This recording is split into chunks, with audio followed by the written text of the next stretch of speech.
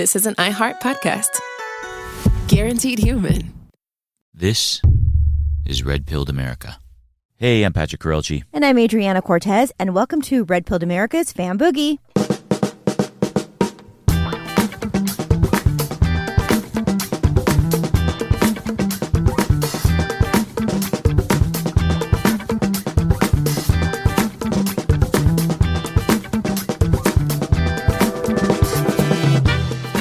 You're listening to Red Pilled America's Fan Boogie. It's been a while since we got to talk to you guys. I'm so glad to be here. We've been working on new episodes. Be sure to check out Adriana Jade on Instagram. She just wants to be useful to the women of America. Is that the best way you think I should say Yeah, it? I think so. I mean, every time I put out content on that platform or on my Substack, I think, is this useful? Is this useful to the women in my community? And that's really what my goal is. And men, if you want inside track on the way the women think of America, I think that would be also a good site for you to go check out. The women of Red Pilled America. Yes. Go check that out. Also, we have a new episode coming up. It's going to be coming out in about a week or so. It's called Has Communism Ever Worked? That's the question we're going to be tackling. I have to say, I've learned some new things that I had no idea about that actually blew my mind. I think this episode is going to blow your mind because it blew my mind, and I have a big mind. Oh my gosh. So if it blew my mind away, your minds are going to be blown away, unless your mind is bigger than mine. I'm sure there's several And I think most of you probably have a bigger mind, let's be honest. And you're definitely much more humble. You know what I do want to say, though, before we move on, is that the last new episode that we put out about who was America's first slave owner, if you have not seen the video version of that on YouTube, please check it out because it's incredible. For me, it was the first time I ever felt like I was watching the story of Red Pilled America on video. It is so good. Please go check it out. Check it out. We are going to be trying something new for Red Pilled America for the next year or so. We're not going to divulge what we're doing new. I'm sure you guys will start to catch on, but we're going to make a year commitment to it. And the last couple episodes have been a part of that, and our new episode coming up, Has Communism Ever Worked?, I think is going to also fall along those same lines. And that's what we've been trying to do. We've been focusing on the storytelling aspect of the show. So that's been kind of explaining our hiatus with Fan Boogie. But we are going to come out here and talk to you guys about things that are happening when we have the chance to, and also to promote the show that's the next episode that's coming out. So happy to be back. Hope you guys have been well. Hope you guys enjoyed your America 250. I did. I wish that the celebration, I was hoping it was going to be a little bit more like grandiose. I don't know if everybody feels the same way about that. I was expecting more. I was excited, and I was filled with pride in our country and in our ancestors' sacrifices in getting us here to the United States and keeping us here and keeping the promise of the United States. But I was also a little bit kind of underwhelmed with kind of some of the celebration, I would say. I mean, I think that tends to happen when, you have these big things that are coming out, and we think it's going to be a certain way, like New Year's Eve is supposed to be like the greatest night of the year ever. And you're totally right. It never really delivers. But for me, I have to say that America's 250th birthday felt very, very emotional to me. And I definitely felt a lot of American pride. And I saw a lot of American pride from people I didn't expect it from. And for me, that's really what I hope happens, is that people start to have more American pride. And I think it sparked that again. Well, that you know love where I of saw America for a lot of people. The massive American pride was in the World Cup and the attendees of the World Cup. And I think that has been like one of those weird surprises that we've gotten. Because the thing is you're not seeing that with the people that are, say, for example, going to the Canadian events or Canadian World Cup games, or going to Canada and it's sad. or going to Mexico and having the same kind of epiphany about Mexico. Exactly. You're not seeing that, but you are seeing that here in the United States, and I think it's because so many people have, or at least the legacy media in each one of these countries have spent so much time poo-pooing the United States, that these people come here with these preconceived notions of how it's going to be, and then they experience the brilliance and the incredible scale of the United States. And watching that on social media has been a treat, a surprise, something that we weren't expecting. And in a way, it's kind of underscored the celebration of America 250.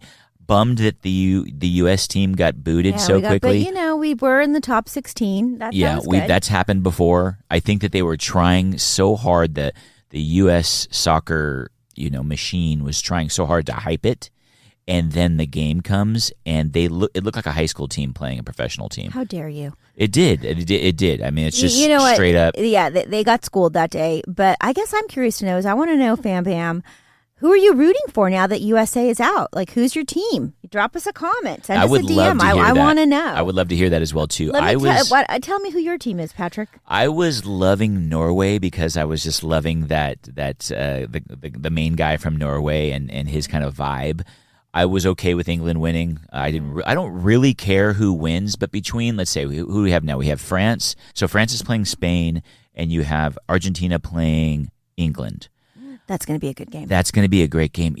I don't have a favorite out of all of these. I'd be okay with any one of those four winning because I just feel like there's incredible players on each one of the teams. There's players on each team. I would say Spain probably the least, because I don't know very many players on Spain, but I know a major player on all the other three teams that are, incredible players. Who's on the third team? You have Harry. I know you know Harry Carey. Yes, you know Messi. Harry Carey. I know. That's what I call him. I call him Harry Carey. So in England, you have Messi on Argentina, and then you have Mbappe, I think is his name, on France. Okay. I'm not going to pronounce his name correctly, but it's like an Mbappe or something like that. Okay, that guy is incredible. What I think is kind of weird is that a lot of the teams, for example, the Swiss team, the players didn't look Swedish to me. What makes you think that? Are you? Is that a comment on Helen of Troy and what's her name, Lupita Nyong'o on Helen of Troy? What's up with that? You should have been born in the country. That's where I think the world is losing that national specialness. Where if you see Japan, all of the people on the Japanese team look Japanese. There's specific countries like Argentina. Argentina, they look like Argentines, if that's what they're called, yes, Argentinians. La gente de la Argentina. But you have places like Sweden. You have places like even France to a certain degree. The United States. I guess the United States is one of the few that you could have like all these kinds of crazy multiculturalism and it work. But yeah, you're right. The Swedish didn't look very, very Swedish. I'm just saying. I don't know how I feel about that. How do you guys feel about that? I've been loving the World Cup though, and I think I'm looking forward to the final. I think it's later this week, and I don't have any predictions as far as that go because I don't really watch it outside of the World Cup. Really, you and your giant brain? You guys not going to tell us who's going to win? If you want me to put my giant brain to work on it, I will. I don't know who's going to win, but I've been really enjoying it because of the love for the United States that's been popping out of it.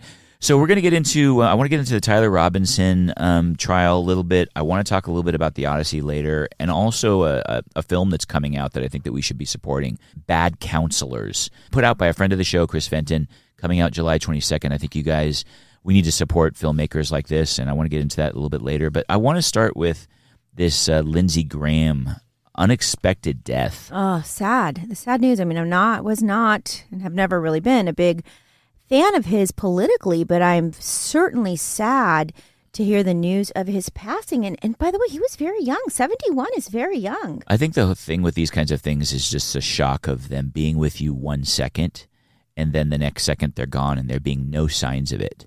And maybe there's medical field people out there, medical experts out there that can say they've looked at him and thought, oh, okay, well, this guy is not living a healthy life.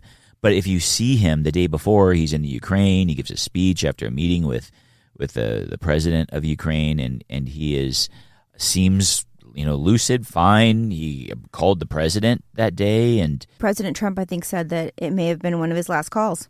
Yeah, it was one of his last calls, and I think the president said he was pushing the Save America Act. By all accounts, it sounded like he was normal, and then the next thing he's dead. Some people, there's some conspiracies. A lot of speculation that he may have been poisoned or murdered. Until there's any evidence on that. Or evidence yet. People die suddenly. That's what happens. And And so, some people have been saying it's potentially a heart attack or what have you. I guess we'll find out soon and see where that goes. But just this idea that you're here today and gone tomorrow, and how precious life is, and how you need to remind your family and loved ones that you love them, and really each day experience the maximum that you can in life. And so I think that is one kind of key thing about this that stands out to me. Another thing that stands out to me about I was never a huge fan of Lindsey Graham's. He always was trying to push amnesty, and he was a little bit more of a war hawk than that I'm comfortable with. But I will say this: Trump loved him, and I think Trump loved him for many reasons. One of the reasons being is that he was loyal to Trump in regards to when he needed Lindsey's vote. Lindsey was there. Lindsey had a lot of crappy things to say about him in 2015 in the run-up to the election, as did many establishment GOP people and also his competitors in general. But he'd also been there for him on many occasions. And what I also thought was very interesting about Lindsey Graham is that I've been seeing some information floating around about his net worth. And for someone that has been in the Senate for as long as he has, the numbers that I've been seeing on his net worth. Give me the numbers. I want to say it was like $1.9 million, something like that. Oh, that's not that high. Well, if it's true. No, I mean, he could have, been smart and invested early. No, that's not that much. Well, the point I'm trying to make is it's not that much money. Okay, I thought you were trying to say compared to somebody that's been in the Senate. I was going to say, I'm going to have to file for a divorce.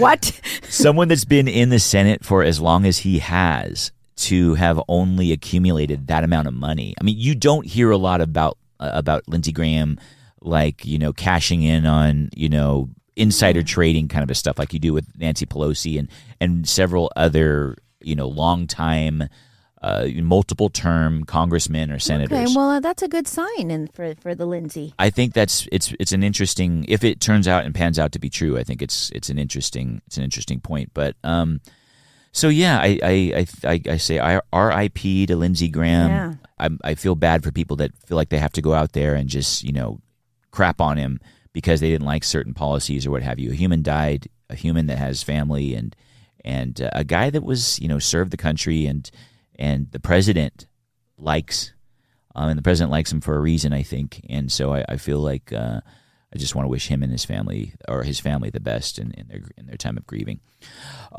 So I want to get into the Tyler Robinson trial. I want to do that after the break because there's been some fascinating things that have come out of it, some things that have debunked a lot of the conspiracy theorists out there, and also kind of how we should be dealing with these conspiracy theories that are constantly promulgating false information. I want to get to that right after the break. But first, traditional dog food is dead food, which is why it could sit on a shelf for years because it's lifeless. But Rough Greens brings the nutrition back. Adriana and I use Rough Greens to make sure our furry babies get the live vitamins, minerals, probiotics, digestive enzymes, and omega oils they need in their diets. And our dogs have never been better. Our Bull Mastiff Willow used to be tired and had joint problems. And our English Bulldog Pablo had skin issues. But after adding Rough Greens to their diets, their problems disappeared. Ask yourself, how do you think your health would be if you just ate dead food? Rough Greens promotes longevity by addressing common nutritional deficiencies found in processed dog food. And there's no need to change your dog's food. Rough Greens isn't a dog food. It's a live nutritional supplement you add to your dog's food. You don't have to change your dog's food to improve your dog's health. Just add a scoop of Rough Greens. It's that easy. Don't change your dog's food. Just add Rough Greens. Rough Greens is offering a free Jumpstart trial bag. You just cover shipping. Use discount code RPA to claim your free Jumpstart trial bag at roughgreens.com. That's RUFFgreens.com. Promo code RPA. So don't change your dog's food. Just add Rough Greens and watch the health benefits come alive. You are listening to Red Pill America's Fam Boogie. Join the Fam Bam. Go to redpilledamerica.com and click join in the top of the menu. We need your guys' support because storytelling is a tough business. It's a long process. And so we're not like those other kind of just commentary talk shows out there, which, No disrespect. Those are very important shows. But our storytelling show takes an enormous amount of time to produce. And so we can't do it without you guys' support. Go to redpilledamerica.com, click join in the top menu, and join the Fam Bam. You guys, support what you love or it goes away. This show cannot survive without your help. 100%. So I want to talk a little bit about the Tyler Robinson preliminary hearing that just took place. I believe a judgment is coming in September 2026. And basically the reason why they do these preliminary hearings is to decide on whether the state has enough evidence to move forward with a case. Yeah, so the prosecution has to show probable cause. So they show kind of, a spattering of the evidence that they have against the defendant that is being charged, and in this case, Tyler Robinson. And it's been pretty fascinating because so much of it has debunked all of the conspiracy theorists that are out there, including Candace Owens and her Ian Carroll. legion of retards. Exactly, and Tucker Carlson for that matter. So I want to get into a couple of the findings here and kind of discuss how do we even deal with these conspiracy theorists that are out there that is just kind of running with things. So the one thing that stood out to me, I'd say the most, which was kind of surprising, was the judge's reaction to actually watching the footage of the assassination. I think I'm not sure what angle he watched because you don't see the video itself. You just see his reaction to watching it. Yeah, a lot of people are speculating that he saw the footage that was shot close up. Okay. Of Charlie. I don't know. That hasn't been confirmed. But he flinched. And I will say this, that when I saw the footage of Charlie being assassinated, it shocked me to my core. Patrick and I watched it get together, and it changed me. Seeing that changed me as a person. It was just, I think it's one of the most horrific, if not the most horrific thing I've actually ever witnessed happen live. So much of it was, and you didn't see it live, but you saw the live footage. I saw the live footage. Yep. I'd say the thing that it changed me in so many ways, and we've talked about this before. It changed me, one, just to see someone killed like that. I was really surprised. I was on the phone with a friend when I was watching it, and I was to say that I was grief stricken. It would be an understatement for a man that I didn't even know personally. It was just like it was shocking in that regard. It changed me in that way to kind of see someone like that die the way that he did. That was kind of in the same business with all of us. But I mean, it very much feels like, I always felt like, he's one of us. He's one of our people. He was our people. He wasn't our personal friend, and I didn't always agree with him, but he was one of us, plain and simple. But more than that, I think, was the reaction to his death that changed me more than anything. And you expect there to be these kinds of liberal loons, kind of Antifa crowd that would be out there dancing on his grave and desecrating his memory and lying about him and what have you. That comes with every death. But to see that on the right, to see people attacking Erica Kirk, to see them with people that have Charlie Kirk in their avatar, going after his family, going after TPUSA over just kind of minor, hiccups in a case or seeming inconsistencies, alleged inconsistencies, seeing these people respond to that, that one changed me probably more than anything, because it really made me think, like, what are we doing here? What are we doing that we so many of us that were kind of behind enemy lines at times in our career, and risked so much, whether it be our careers, whether it be our reputations amongst these people, and then to see the people that are supposedly quote unquote on our side attacking the assassinated person's loved ones. It just really made me kind of rethink things and think, like, we need to really kind of do some soul searching and figure out how we want to move forward and how we want to be portrayed in the public and how we want to just kind of put ourselves out there. And there is definitely a pullback at some point. If this is the result for someone that is so beloved, someone that has such an incredible impact on the dialogue that is out there, on the debate that is out there, on straight up, election, results. If this is the response to him and his family and his loved ones, then what are we doing? And it really changed me. And to see Candace Owens and to see these people, there was just a point recently where I'd say a couple months ago I got a response from Tucker Carlson Network that I'm no longer an annual member. So that reminded me that a year ago I had signed up for his network, and that the turn was so 180 because the man, I'm so disgusted by him. I'm so disgusted by Megyn Kelly. I'm disgusted by Candace Owens probably the most. But that turn happened so quickly.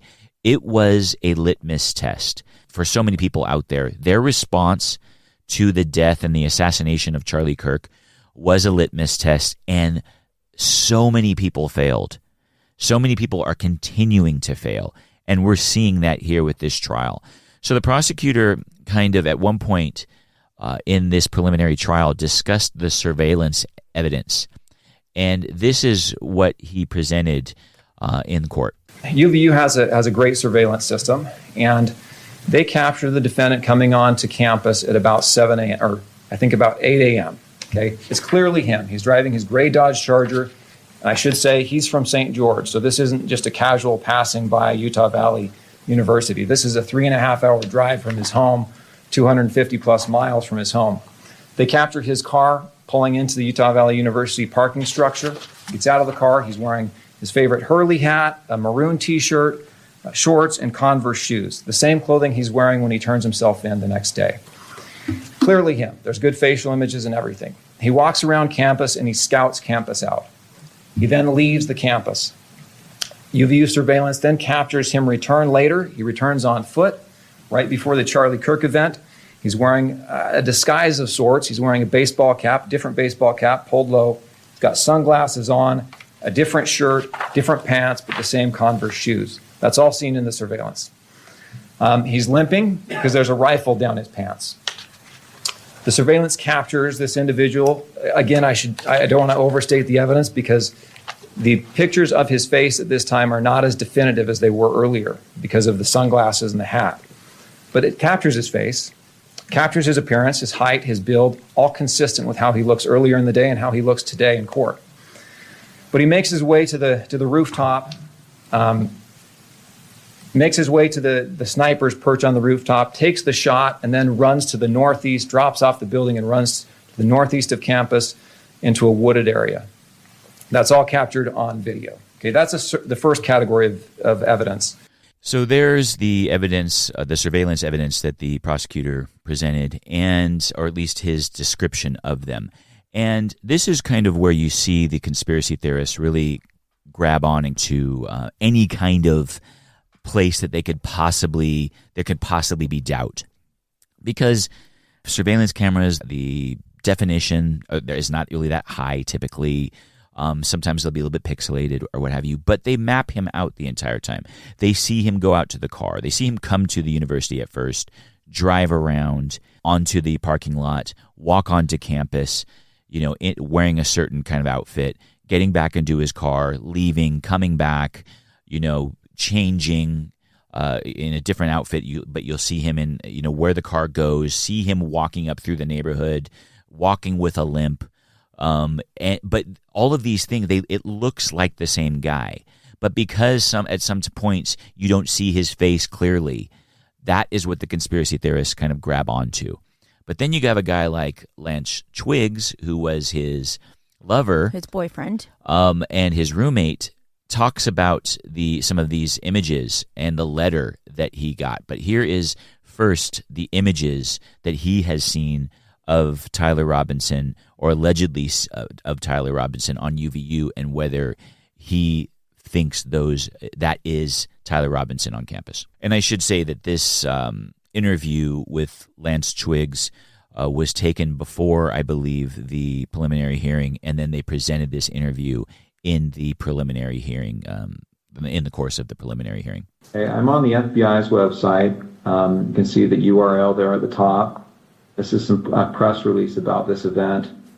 And here on the screen, you see looks like there's 2 rows of 3 images. Mm-hmm. Do you recognize the person in these images?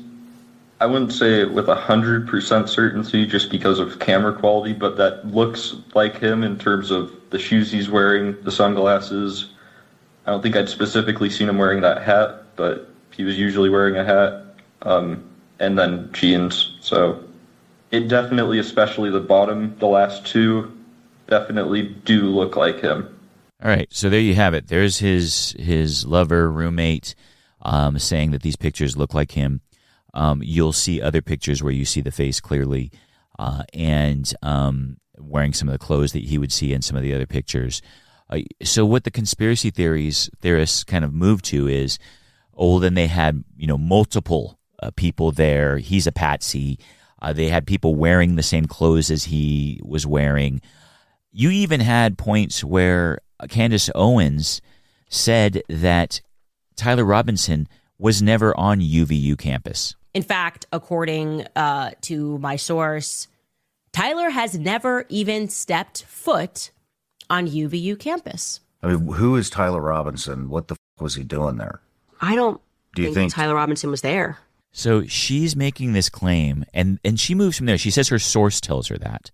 And then she moves forward with that as fact on her show multiple times. No, it's the lone shooter who had never been on campus, who climbed the roofs like Spider-Man. The piss poor narrative that you came up with that had kids who had never been to campuses scaling the rooftops like Spider-Man. Tyler Robinson scaling the rooftops like Spider-Man. Never been to the campus, but he somehow knew how to scale the buildings. By the way, I believe that this interview that we're watching right now, we're playing for you guys, this isn't an old interview. You are entirely right on that. She's still propagating This these was lies. just within the last 2 weeks or so that she had done this interview. Run the theory that he was killed with a PE Peton shape charge, then they all suddenly start to make sense. Why they wouldn't bring the bomb dogs over to where Charlie died. She's claiming there that the microphone on his shirt, the pin to his shirt, is what killed him, potentially. That's what she's suggesting. Mm-hmm. So she claims that he could not have been killed by a 30-06 because it would have left an exit wound. But this microphone that blew up on his shirt had a bomb inside of it. Didn't have like a hole or have gunpowder like residue on it or what have you. So her consistency, there's no consistency in her arguments, and she is going to be flailing now over the course of the next couple years, really, on this. But here's what she does, and this is the thing that she understands and knows, is that to this conspiracy theory obsessed crowd, they will not leave their conspiracy theories. She knows that. She knows that they will suspend their belief of so many of these these pieces of evidence that contradict her theories, so that she can just continue to keep moving forward with these conspiracy theories and make it part of her content. She knows that they will ignore the evidence because the evidence just keeps coming out. More evidence came out during this preliminary hearing that kind of debunks this whole, this 30-06 could not have been the bullet that killed him. They showed the rounds. Now you have all these ballistic experts that are coming forward and saying, that's a soft point, and that it is designed to basically mushroom and to fragment within the person or the thing that it's being shot into. Of course, you have to completely ignore the fact that MLK Jr. was shot by a 30-06, and that bullet never exited his body. Now, when you point that out to these conspiracy theorists, they're like, that was faked as well.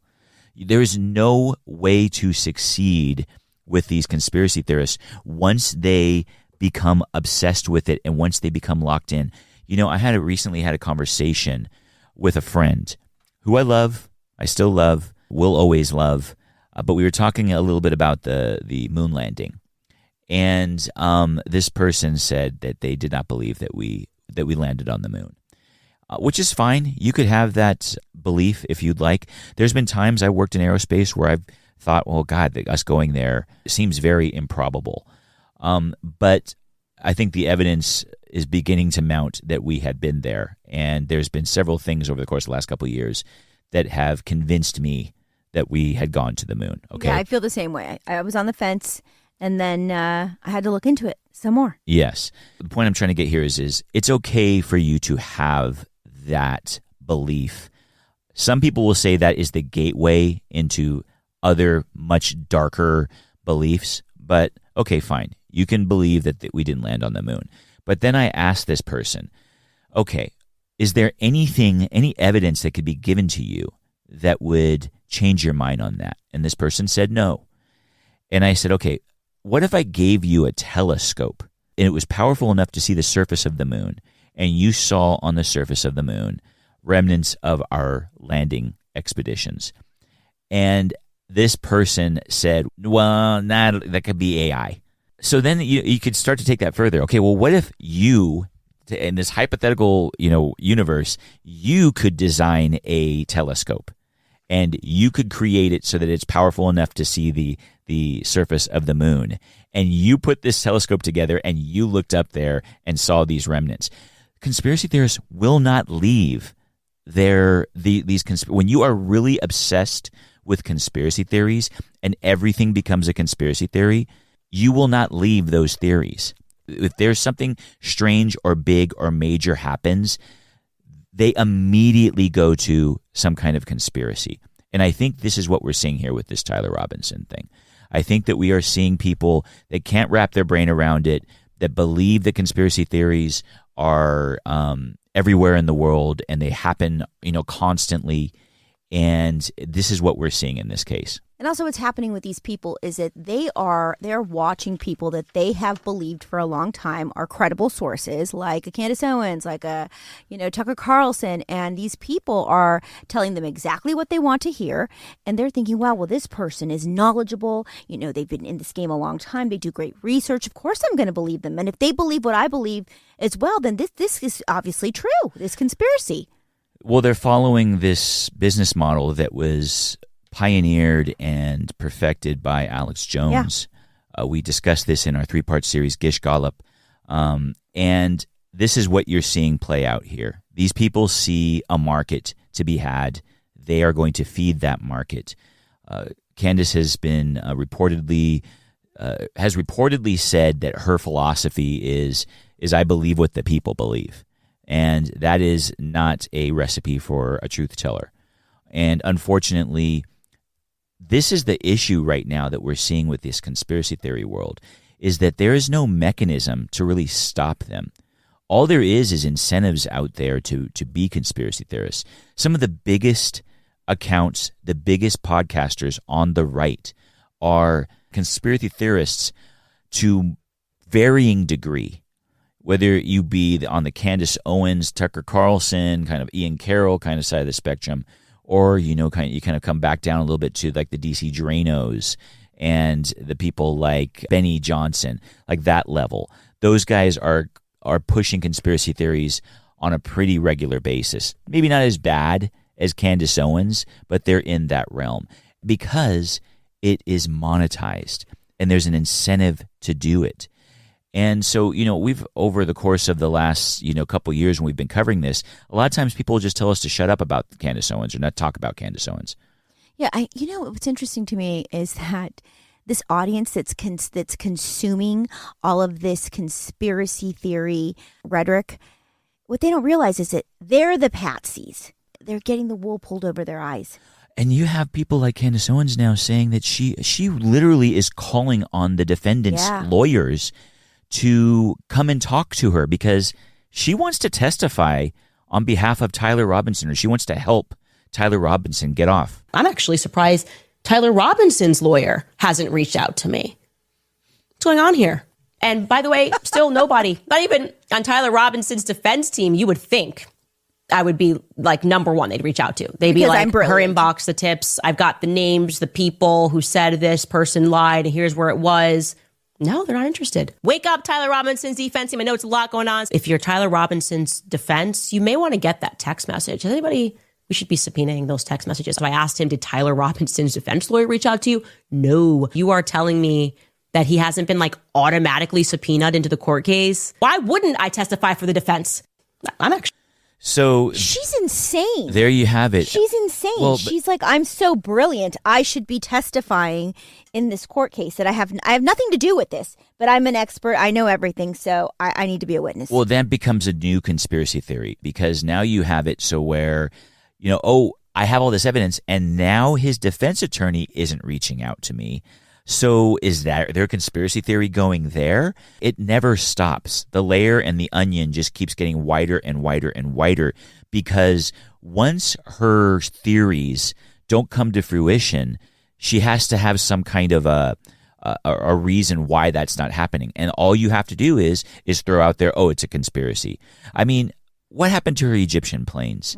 No mention of that in the preliminary hearing, by the way. No mention, complete silence. There's no talk of the Egyptian planes whatsoever, including with Candace Owens. Yeah, and by the way, that conspiracy theory, Tucker Carlson signed off on it. He co-signed on it, saying that he knew it was factually true, and you're never going to hear an apology from him on that. You are not, because they have built an audience of retards that do not care whether they are right or wrong on these things. They have, in most cases, this is my theory, and I think there's plenty of data points that back this up. They are rabidly anti-Israel, rabidly anti-Jew, and so anything that Tucker Carlson and Candace Owens says, because they are the most prominent critical figures of Israel and the Jews, as long as they continue down that path, anything that they say, these people and that audience will buy into or back up.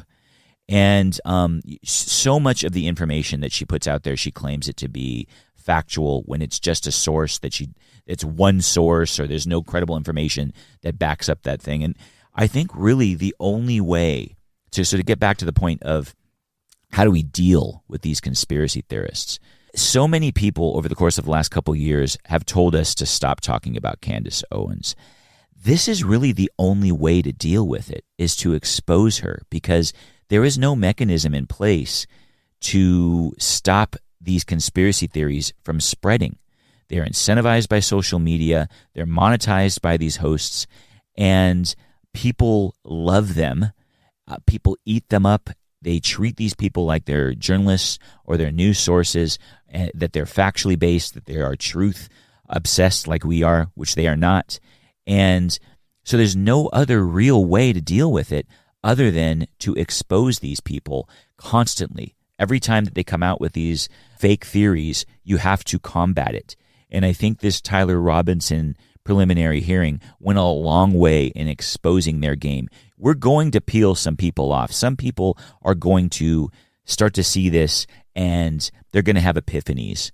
I can say this happened to me with Tucker. This happened to me with Candace Owens. Ian Carroll, I always knew that he was a buffoon. Never really paid attention to him.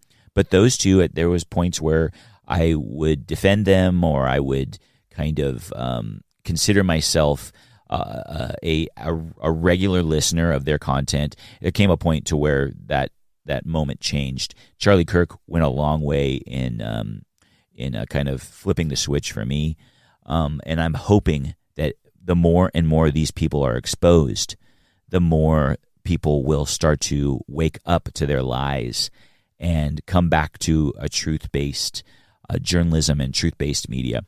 So with that, I want to go on to part two. I want to discuss a little bit about Hollywood, about what's going on with the Odyssey and the wokeness that's happening in Hollywood right now, and also play some excerpts from an interview that I did with a friend of the show, Chris Fenton, and his new movie coming out, Bad Counselors. So join us over there at part two. You're going to want to hear what Hollywood's up to. See you there, guys.